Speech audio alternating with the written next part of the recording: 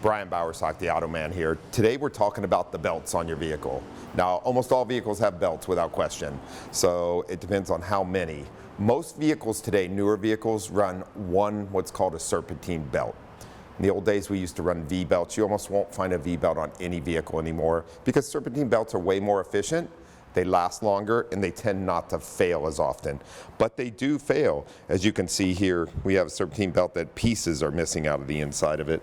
A normal serpentine belt looks something like that.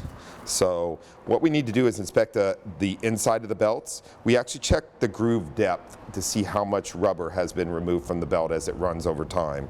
Look for the rear of the belt for obviously if it becomes extremely shiny where it's also wearing, or items that cause the belt to fail from the backside, like getting sand in between a belt and a pulley. You always want to also check the tensioners and idlers that the belt runs on to make sure everything's working properly. Belts should be inspected by a qualified technician on a regular basis. And then we also have the timing belt, which we want to have inspected and replaced at recommended intervals also. Belts are extremely important, and losing a belt can leave you alongside the road. I'm Brian Bowersock with the West Automotive Group.